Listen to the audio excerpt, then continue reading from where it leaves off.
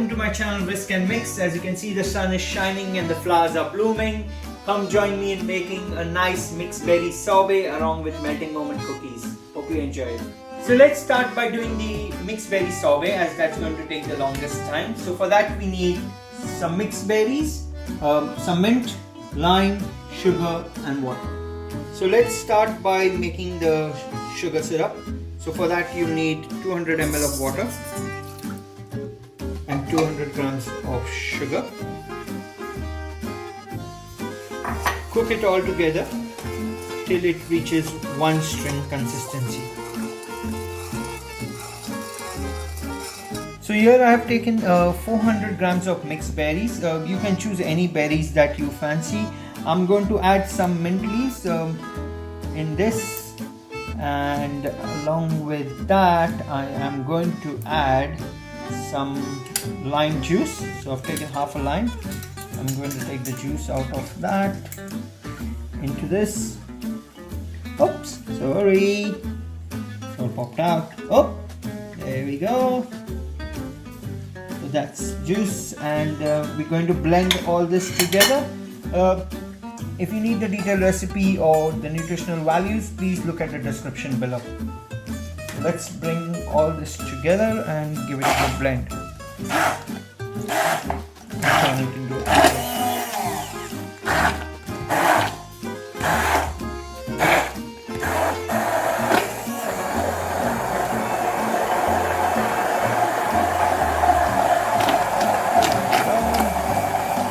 So now we have our mixed berry puree ready. As you can see, I'm going to strain it to get rid of all the excess seeds that are in there. So you just pass it through a strainer.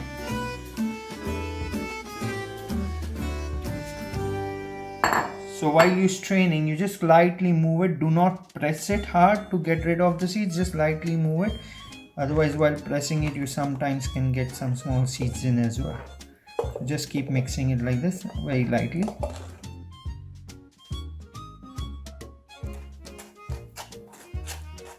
So now you can see I have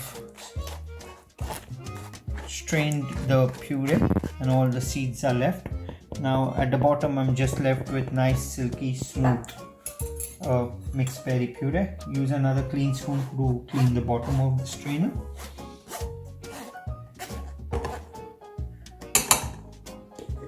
And as you can see, I've got a nice silky smooth puree now. So now the sugar has reached approximately around 110 to 112 degrees in temperature, which is one string. As you can see, a typical mom way of checking if it is one string. So you can see the string formation when I do it between two fingers. So now we got to mix this sugar syrup into the puree that we made. Bring it all together. Give it a good mix. So once you've given a good mix to this mix, you can then take it out in a container. I've taken a glassware airtight container and then seal it and put it in the fridge for approximately 1 hour before you start churning it. So while we are waiting for the sorbet to refrigerate in the fridge for an hour, let's make the cookies. For the cookies we need 230 grams of unsalted butter at room temperature, 80 grams of powdered sugar, 50 grams of cornstarch, 210 grams of flour, and I'm going to use bean paste, which will be half a teaspoon. If you don't have bean paste, you can use normal vanilla essence, 1 teaspoon. So let's start taking the butter in a bowl. Add the powdered sugar.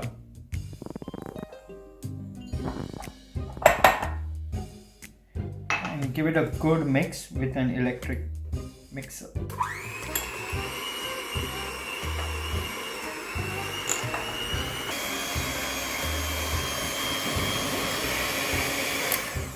So as you can see, it's gone nice and pale white in color and nice fluffy. So I've taken half a teaspoon of vanilla paste.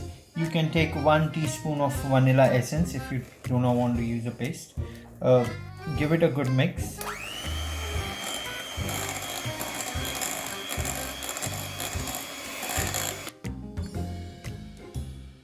So after we've given a mix, I'm going to add the cornstarch now. Add all of the cornstarch in one go. And also add half of the flour at this stage. Again, now give it a good mix. Once you reach that stage, now you just add the other half and just fold it in. Don't bother whisking it, otherwise it will get over whisked. So just add the remaining flour and just mix it with your spatula till all the flour is incorporated into it. So now, as you can see, all the flour has been incorporated into the mix, and it's time to pipe out. So I've got a piping bag ready over here. I'll be using a star nozzle to make the filling. Now I've got my piping bag filled. Now I'm going to pipe it out. I'm using a star nozzle. You can either use a spoon and dollop it out and make sure you space it out a bit. And I'm just going to do it with the nozzle to make it look more presentable.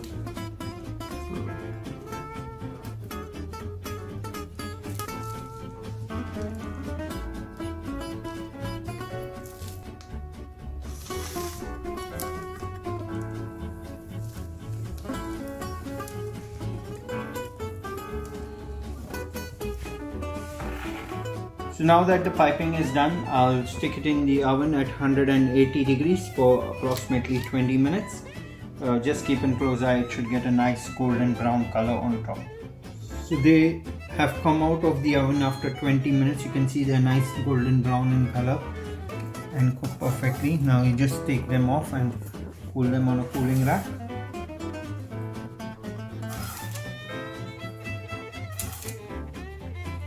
You can sprinkle some sugar, it's up to you, it's your choice. I'm not going to make it more sweet because I'm going to serve it with the sorbet. The sorbet itself is very sweet, so I'm not going to add any extra sugar to it. So this has been in the fridge for almost just little over an hour. Now I'm going to put it in my ice cream maker. If you do not have an ice cream maker, no problem, you can still leave this mix in the deep freezer, and every half an hour you take it out and give it a little mix like this. It should take a good 3 or 4 hours till it solidifies. So every half an hour you have to just take it out, give it a mix like this, make sure you take the sides off, and then you put it back in the freezer. Well, I'm going to just do it in this churner. I'm going to take all the mix off. If you have an ice cream maker, just follow the instructions mentioned on the manual of the maker as to how long you need to churn it for. For me, this will be around an hour that it will keep churning till it solidifies into a nice sorbet. So after 1 hour of churning and a couple of hours in the freezer, our sorbet is ready. Hope you enjoy it with your family. Hope you enjoyed this recipe. If you did, please like, share and subscribe to my channel Whisk and Mix. Thank you for watching.